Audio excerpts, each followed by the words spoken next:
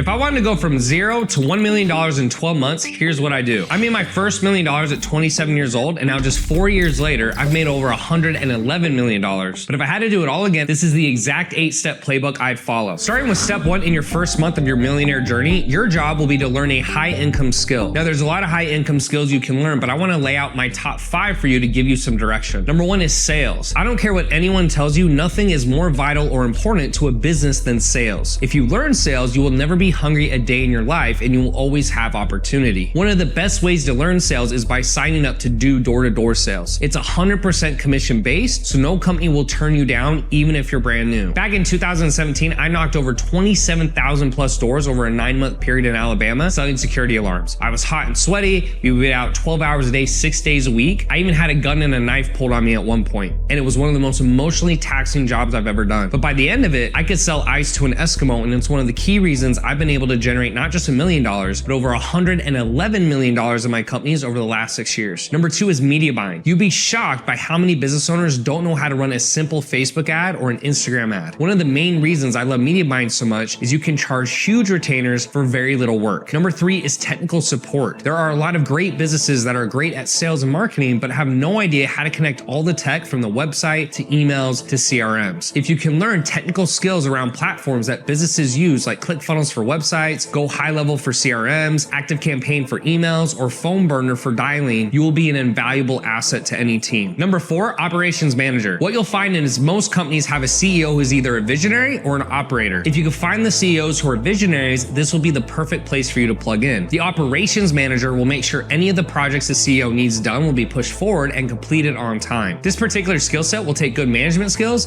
and understanding different project management softwares. And number 5, copywriting. Every company needs emails, sales pages, and social media posts to go up. If you can learn how to convince people to take actions with the written word, you will always have opportunities for work. I learned my first high income skill from my mentor, David Fry. He convinced me to drop out of college and I'd work out of his home office with him, and he taught me copywriting, media buying, project management, and tech application. Later on, I would also do door-to-door sales, so I became very well-rounded and didn't just learn one high income skill, but 5. I truly believe this was a big part of the reason I was able to generate revenue so quickly. When you start, you have to spend all your time learning that skill. Even if you have a 9-to-5 job, then you have to start learning the skill after work from 5 to 9. It's not about how much money you think someone should pay you. It's all about the value that you can bring to the marketplace. If you're a cashier at a convenience store, don't be mad you aren't being paid much. Getting paid more is all about how much value you can bring. Now, before we move to step 2, I want to give you 3 places you can go to learn a high income skill. Number 1 is udemy.com. Udemy has courses on anything you can think of, ranging from a few dollars to a few thousand. This is my go-to site for beginners or people on a budget. Number 2 is Elite University. This platform has everything you need from accountability, training, and the software for your business for only $97 a month. Now, software for your business you have to pay for anyway, so this platform actually gives a training and curriculum absolutely free. You just pay for the software, about as good as it gets. And number 3 is Allison. This platform is actually 100% free. Now, I'm not usually a fan of 100% free stuff because people usually don't take it seriously enough. When you pay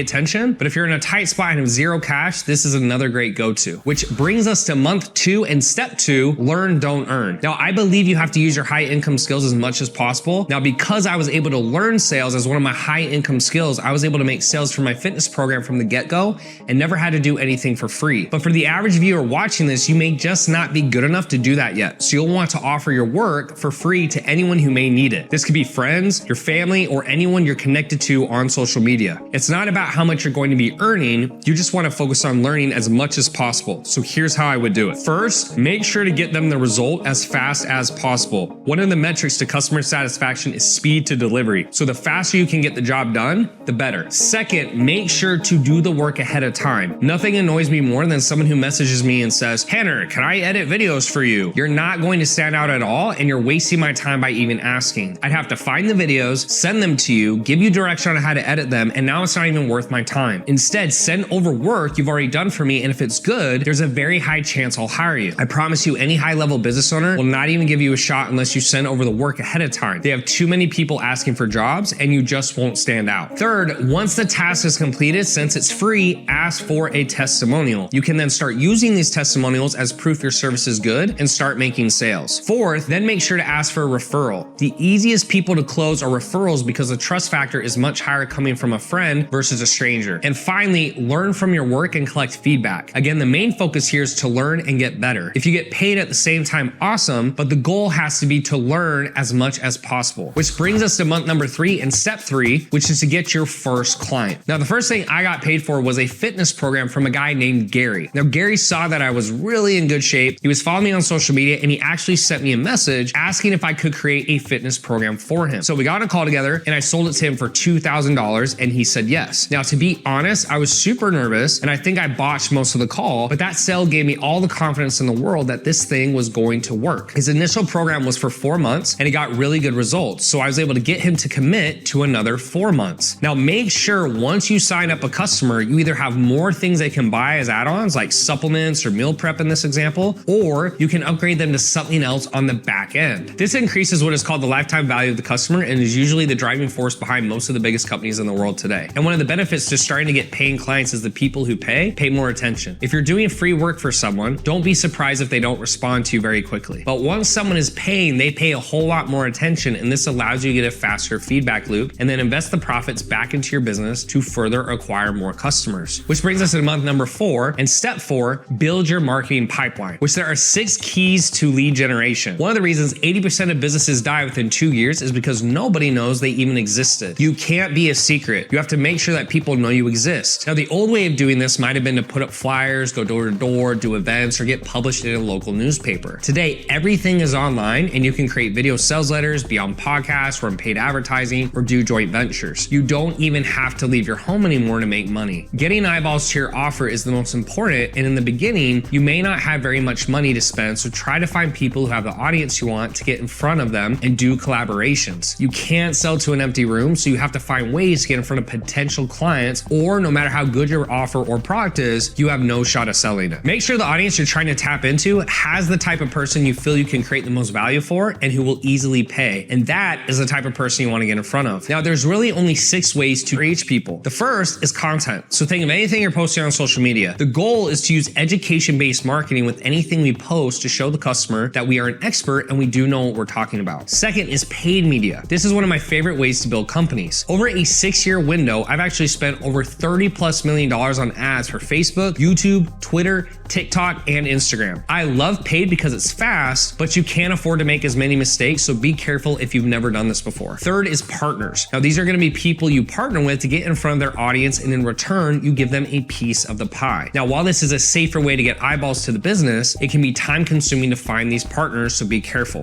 Fourth is podcasts. This is another great way for you to get your message out there by guest speaking on podcasts, where they can ask you how you help people, what makes you different, and what do you offer. Fifth is organic outreach. While this option may be the least sexy of them all, it's free and doesn't depend on anyone else. I got some of my first paying clients just by messaging strangers on IG hashtags or inside Facebook groups. You have to do a lot more volume, but again, it's free and you can't really beat that. Sixth is shoutouts. If you're willing to spend a little bit of money, you can go to theme pages and pay them to tag you and post content about you. A theme page is something around a topic versus a person. So if we use fitness as an example, think of nutrition tips or sets and reps or vegan recipes, anything around a theme versus an individual where they are much more likely to allow you to pay them in return for a tag and a post. Now, once you're tagged, people will start following you and you can message them from there to buy your service or product. Which brings us to month number 5 and step 5, do consistent outreach. A big mistake beginners make is thinking they need to create their product or website or SOPs first. Wrong. What they need to be doing is making sales, and there's only one consistent way to do that for free, and that's outreach. You need to commit to sending out at least 100 messages a day to generate leads for your business. You can do this in Facebook groups, IG hashtags, TikTok, or anywhere else you have an existing audience. If you can send out 100 messages a day, that's over 3,000 a month, and I guarantee you will turn some of those conversations into sales. Now, once you have that, you can take that cash and reinvest it back into the business with paid advertising, getting more materials or products, or even making your first hire. If you want to see how to do this outreach, I actually created an entire training around this so you can see exactly what to say, how to say it, and how to close. Just find me on Instagram at tanner.chidester and message me outreach, and I'll send over the full training to you. Which brings us to month number 6 and step 6, mastering sales. Businesses only die when they stop making sales. It's not from having a bad service or a bad team or making mistakes. Yes, those are still bad, but if you can't make a sale, you are 100% without question going to go out of business. Commit to learning sales at all costs, no matter what it takes. Which brings us to months 7 through 11 and step number 7. hiring. Over the next 5 months, you're going to be hiring out 5 positions to buy back your time and start leveraging the business. The first of these will be fulfillment. As you make more sales, people get busy doing the thing they sold, and there comes a breaking point where they have to stop doing sales activities unless they hire someone to come in to do the fulfillment. Your job as a CEO is to always drive sales, and so you can never allow client fulfillment to pull you off of sales activities. A client fulfillment rep should onboard customers, deliver the service, and make sure any billing is set up and up to date. Really anything at all related to the client journey. Having someone do this is huge leverage so that you can get that time back and do more of the work that makes you more money, or reinvesting your time into learning skills that will make you more valuable. Which brings us to hire number 2 in month 8, a setter. Now, I had a client named Alex, and he was doing over $20,000 a month just from outreaching to prospects on social media. One day, he came to me and said he wasn't making the same amount of money anymore, and when I audited his business, he had stopped doing all the outreach. When I asked him why, he just said he got burned out and he'd been doing it for months. I thought, of course, that's going to happen. You just have to hire it out. For your business to survive, you always have to be doing marketing and outreach consistently, but you don't have to be the one doing it. Once you hire a setter, they can literally add as high as 8 hours back into your schedule per day to do other things. A rule of thumb is every time you start to have your entire day monopolized by a single task, you need to look to start hiring it out. The setter's job will be to make sure they send out at least 100 messages a day to potential prospects and respond to any and all messages that come inbound and schedule them into sales calls. Which brings us to hire number 3 and month 9, a coach or mentor. Now, I know someone's gonna say, "Ooh, Tanner, you're a coach, and why are you talking about this?" But the fastest way for you to go from point A to B is to ask someone who's been there before. In my first 2 years of business hiring no mentors, I made $2,000. In my next 6 years of business, I made over $111 million,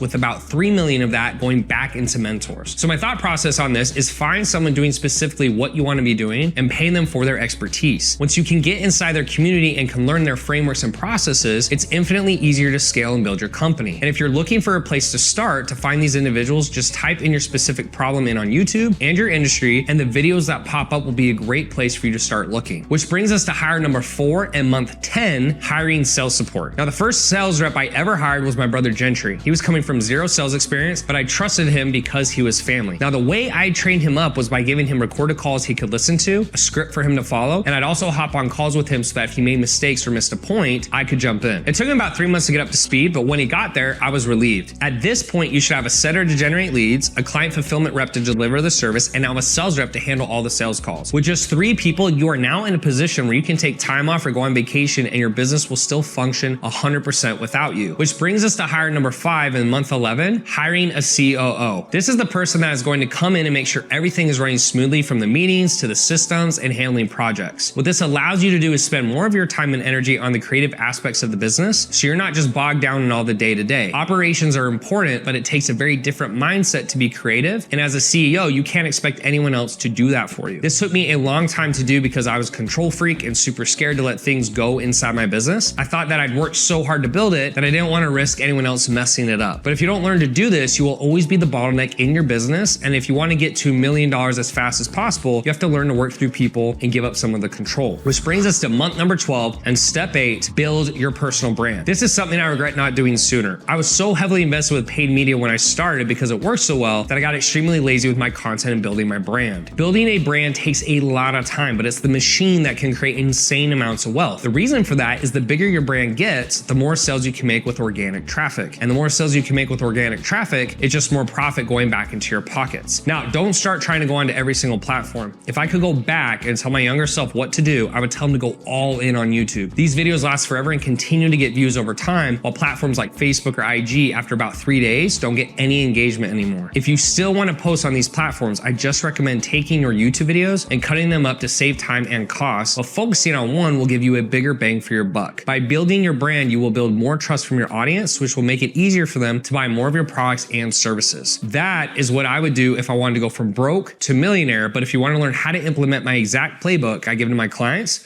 just click here.